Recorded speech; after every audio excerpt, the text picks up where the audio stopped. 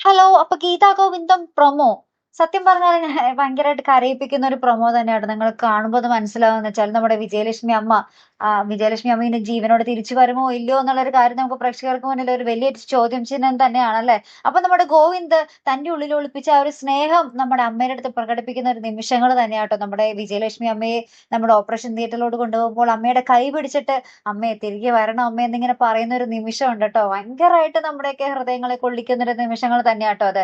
അപ്പുറത്താണെങ്കിലും നമ്മുടെ ഗീതു, നമ്മുടെ അനാർക്കലിയുടെ മകളാണ് രഞ്ജു എന്നുള്ളൊരു വലിയ രഹസ്യം നമ്മുടെ ഗീതു ഇങ്ങനെ ഉള്ളിൽ വെച്ച് ഇങ്ങനെ വിങ്ങുവാണ്. നമ്മുടെ ഗോവിന്ദനോട് അതെങ്ങനെ പറയും, പറയാൻ തനിക്ക് സാധിക്കുമോ? ഗോവിന്ദിന്റെ അടുത്ത് നിന്നും ജീവിതകാലം മുഴുവനും ഈ ഒരു രഹസ്യം മറച്ചു വെക്കാൻ സാധിക്കുമോ എന്നൊക്കെയുള്ളൊരു വലിയൊരു ആശങ്കയിൽ തന്നെയാണ് നമ്മുടെ ഗീതു.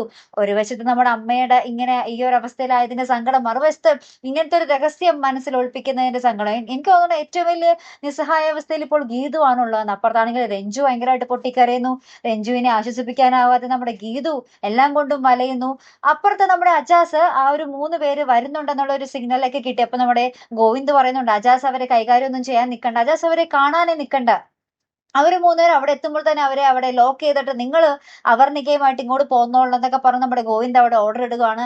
അപ്പൊ ആകപ്പാടെ മൊത്തത്തില് ഭയങ്കരമായിട്ടുള്ള ഒരു സീനുകളാട്ടോ. അപ്പുറത്ത് നമ്മുടെ രാധികാമ്മയുടെ മുഖം മൂടി അഴിയാൻ പോകുന്നു, ഇപ്പുറത്തെ സ്വന്തം അമ്മ ജീവനോട് മല്ലിട്ട് നിൽക്കുന്നു. അങ്ങനത്തെ ഭയങ്കരമായിട്ടുള്ള ഒരു നിമിഷങ്ങളാട്ടോ കൂട്ടുകാരെ നമ്മുടെ ഗീതാ ഗോവിന്ദത്തിൽ നമുക്ക് കാണുവാൻ സാധിക്കുന്നത്. എന്തായാലും നമ്മുടെ വിജയലക്ഷ്മി അമ്മയ്ക്കൊന്നും സംഭവിക്കാതിരിക്കട്ടെ അല്ലെ പ്രേക്ഷകർ. എന്തായാലും കാത്തിരുന്ന് തന്നെ കാണാം.